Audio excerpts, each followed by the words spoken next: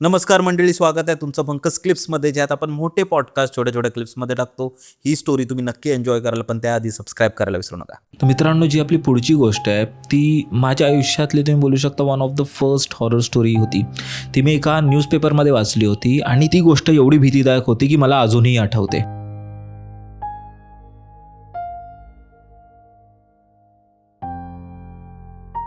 अमेरिकेमध्ये एक कुटुंब राहत होतं. त्यात नवरा बायको आणि त्यांचं लहान मुलं होतं जे 3-4 वर्षाचं असेल. त्या मुलाच्या वडिलांचं नाव मायकल होतं आणि आईचं नाव लॉरा होतं. आणि जसं तुम्हाला माहिती आहे की अमेरिका किंवा US आपल्यासारख्या अशा सोसायटीज किंवा बिल्डिंग नसतात. तिथे म्हणजे तिकडच्या गावात वगैरे खूप लांब लांब घरं असतात. म्हणजे लोकांचे असे स्पेशल रॉ हाऊसेस असतात आणि ते एवढे कनेक्टेड नसतात. तिकडे न्यूक्लिअर फॅमिलीचाही खूप कल्चर आहे. म्हणजे लोक असे खूप वेगवेगळे आणि एकटे राहतात. तर मायकल आणि लॉरा ही काहीतरी असेच राहत होते. मायकल हा एक खूप मोठ्या कंपनीत IT प्रोफेशनल होता. म्हणजे त्याची नोकरी वगैरे खूप होतं, एकदम छान पगार वगैरे सगळं काही एकदम मस्त चाललेलं. मुलाचं शिक्षण आणि जी लॉरा होती ती पण खूप छान होती. म्हणजे पूर्ण फॅमिली एकदम बेस्ट फॅमिली चालत होती. पण मायकलचा हेच प्रॉब्लेम होता की मायकलला कामाचा एवढा लोड असायचा की त्याला घरी वेळ देता नाही यायचं. ते लोक एकत्र आले, त्यांनी त्यांचं स्वप्नांचं घर बनवलं आणि सगळं कुटुंब एकदम मस्त चालत होतं. पण काही वर्षानंतर मायकल आणि लॉरामध्ये थोडे भांडणं सुरू झाले. सुरुवातीला तर ते लहान लहान गोष्टींवरून झाले, पण ते हळूहळू वाढत गेले. आता एवढे वाढले की त्यांना काही समजत नव्हतं. म्हणजे मायकल खूप वेळा टाळायचा प्रयत्न करायचा, पण लॉरा मुद्दामून त्या गोष्टींना परत आणून त्यांच्या भांडणं सुरू राहायचं. आणि आता ह्या गोष्टीचा असर त्यांचा जो लहान मुलगा होता त्याच्यावरही पडत होतं. जे घर आधी खूप हसत खेळत राहायचं, त्याच घराचं रूपांतर आता खूप द्वेष, भांडण, रडणं ह्या सगळ्यात रूपांतर झालं होतं. त्यांची भांडणं व्हायची, मग त्यानंतर ते लोक आपापसातच समजून घ्यायचे, व परत भांडणं व्हायची, मग परत म्हणजे होत राहायचं, पण सगळं शांतही व्हायचं. पण एक रात्र त्यांच्या आयुष्यात अशी आली त्यानंतर ती भांडणं कायमची थांबली. मायकल हा त्याच्या कामावर गेला होता आणि त्या दिवशी त्याच्या कामावर काहीतरी पार्टी वगैरे होते, म्हणजे ऑफिसची पार्टी वगैरे होती. त्यामुळे त्याला घरी यायला थोडा उशीर झाला होता. जसाच तो रात्री घरी आला, त्यांचं परत भांडण सुरू झालं. आणि हे भांडण ह्यावेळी काही साधंसुधं नव्हतं, कारण ह्यावेळी मायकल ही खूप जास्त दारू प्यालेला होता. तोही त्याच्या शुद्धीत नव्हता आणि लॉराही त्याच्याशी भांडत होती. त्यांचं भांडण होत होतं, पण कोणी माघार नव्हतं घेत. म्हणजे आधीपर्यंत तर फक्त भांडणं होती, पण आता त्या भांडणांचं रूपांतर मारामारीत झालेलं. म्हणजे ते लोक एक दुसऱ्याला फक्त मारत होते, असं की एक दुसऱ्याचा जीवच घेऊन राहणार ते लोक. आणि लॉरा त्या दिवशी खूप जास्त व्हायलेंट झाली.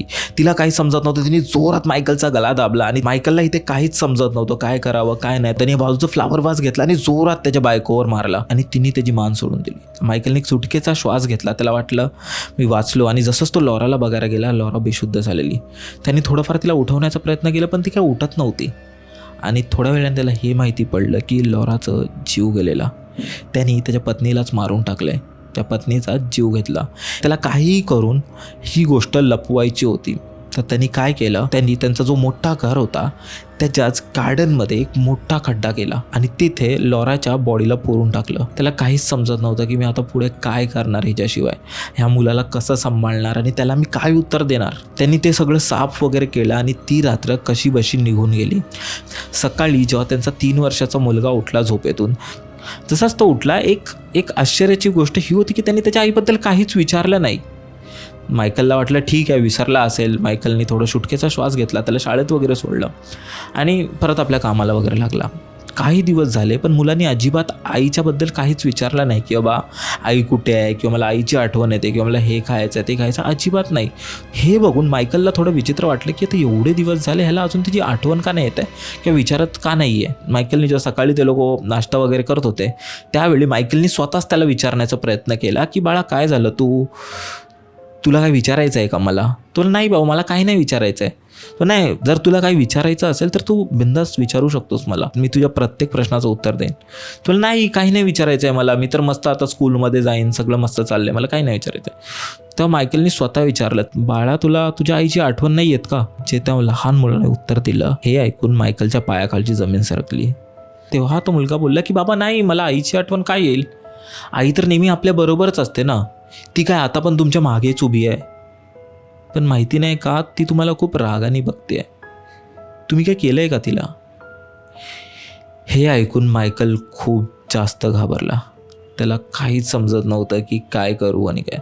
मंडळी, ही घटना ज्या जागेवरची आहे ना, ते तुम्ही बोलू शकता माझी one of the favourite location आहे कारण मी एक हॉरर क्रिएटर आहे, पण प्रत्येक मुंबईकराची नाही आहे. मुंबईमधली one of the most haunted location म्हणून म्हटलं जातं, तर तुम्हाला सगळ्यांना माहिती असेल आणि आपण ह्याबद्दल बऱ्याच आपल्या पॉडकास्टमध्ये बोललो आहे. खूप लोकांना तिथे वेगवेगळे अनुभव आलेत. बरोबर, मी गोष्ट करतोय आरे कॉलनी मुंबईमधली. जसं तुम्हाला माहिती आहे की आरे कॉलनीमध्ये लोकांना बरेच असे विचित्र आणि भयानक अनुभव आलेत. खूप खरे होते तर काही लोकांचे मनाचे खेळही होते. पण जी आजची गोष्ट आहे ना, ती माझ्या मित्रांबरोबर घडली होती आणि ह्या गोष्टीचं त्यांच्याकडे एक प्रूफ ही आहे. म्हणजे आतापर्यंत ज्या गोष्टी होत्या ना, ते कशा आपण ऐकलेल्या किंवा कोणाबरोबर घडलेल्या तो बोलायचा, पण कोण त्याच्यावर गोष्टीवर ह्या गोष्टींवर मानायचं नाही.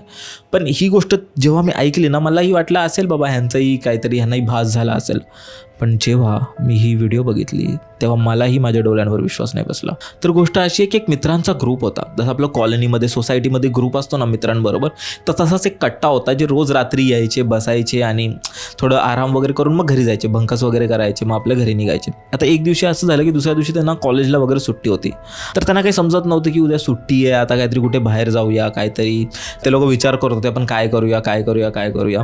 जसं तुम्हाला माहिती आहे की प्रत्येक ग्रुपमध्ये एक असा मित्र असतो ज्याच्या अंगात खूप खास असते. म्हणजे त्याला काहीतरी विचित्रच एक्सपिरियन्स करायचं असतं. म्हणजे जिथे लोक बोलणार इथे नको जाऊ, तो तिथेच सर्वात आधी जाणार. तर त्यांच्या ग्रुपमध्येही असाच एक मुलगा होता. त्यांनी सजेस्ट केलं आपण हॉन्टेड लोकेशनवर जाऊया का.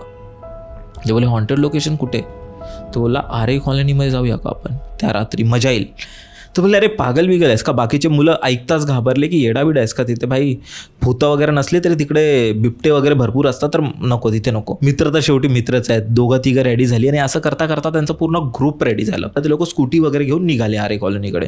आता जेव्हा ते लोक आरे कॉलनीमध्ये गेले, सुरुवातीला तर त्या लोकांची फक्त मजाक मस्ती चालू होती. ग्रुपमध्ये एक असा मुलगा असतो जो सगळ्यात जास्त घाबरतो. तर त्यांच्या ग्रुपमध्येही असा होता जो त्यांना बोलतो नको नको आपण परत जाऊया, असं जाऊया. पण त्याला सगळे लोक नाही काय नाही हो, तिथे तिथे तिथे तिथे लोक फिरत होते. ते लोक आरे कॉलनीच्या प्रत्येक लोकेशनवर फिरले. सुरुवातीला ते लोक त्या रोडच्या इथे, परत तिकडे एक छोटीशी स्टॉल आहे तिकडे परत एक तलाव पण आहे तिथे गेले. त्यानंतर न्यूझीलंड हॉस्टेलला, तिथे सगळे लोकेशन ते लोक फिरले. पण त्यांना असं काही खास अनुभव आला नाही. त्यांनाही असं वाटलं की काय लोक कसे आहेत ना, एवढी सुंदर जागेचं नाव खराब करून ठेवलंय. आम्ही आता इथे एवढे लोक आलो पण आम्हाला काहीच असा अनुभव आला नाही. ते लोक मस्त रात्रीचे फिरतायत, खातायत, पितायत, बसतायत आणि मस्त सगळं एकदम निवांत चालू आहे. आणि ते लोक फिरता फिरता आरे कॉलनीमध्ये एक अबेंडंट हॉटेल आहे तिथे पोचले. तुम्हाला माहिती असेल की एक हॉटेल आहे आरे कॉलनीमध्ये, तिथे तो असंच ओसाड पडला आहे. तिथे कोणच जात नाही, तिकडे सगळं बंद आहे. त्या हॉटेलमध्ये कधीच कोण राहिलं नाही, एकदम असं बंद खंडर झालं आहे. तो पूर्णपैकी काळोख होता, संपूर्ण शांतता होती, फक्त आवाज होता तो ह्या लोकांचाच. ह्या लोकांचं असं आलं की आता यार पूर्ण आरे कॉलनी फिरलो, आता आपण जाऊया, आपण आता निघूया. आणि ते लोक जायच्याच मार्गाला होते. तितक्यात त्यांना मागून एक आवाज आला, एका बाईचा आवाज. आणि ती बाई हिंदीमध्ये काहीतरी बोलत होती. ती हे बोलत होती की चुप हो जा नहीं तो मैं फेंक दूंगी यहाँ पे. म्हणजे जशी एक आई आपल्या मुलाला शांत करते ना, तसा आवाज त्यांना येत होता. ते सुरुवातीला ऐकून त्यांना वाटलं की मे बी आम्हाला भास होत असेल, आवाज येत असेल, कारण इथे तर कोणी आहे नाही ना.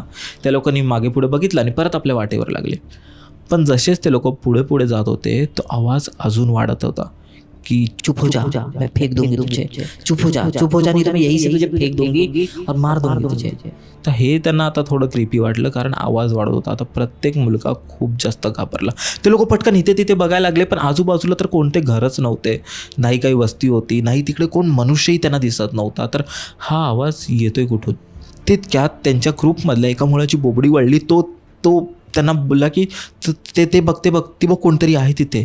ते लोक सगळे घाबरले, कुठे ते बोलले ती बघ हॉटेलच्या वरती. जसंच त्या लोकांनी त्या हॉटेलच्या टेरेसवर बघितलं, त्यांनी एका बाईची सावळी दिसली. बाई जिच्या हातात लहान मूल होतं आणि ती त्याला शांत करत होती, जसं एक आई तिच्या मुलाला करते की गप्प बस. तो मुलगा नुसता रडत होता आणि ती आई त्याला शांत करत होती. आणि हे बघूनच ते लोक खूप जास्त घाबरले. त्यांनी पुढचा मागचा काहीच विचार नाही केला.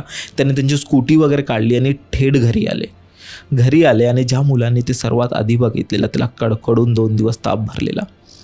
आता ही गोष्ट अशी आहे की जर त्यांनी हा व्हिडिओ नसता काढला ना तर मला अजिबात काही खरं वाटलं नसतं.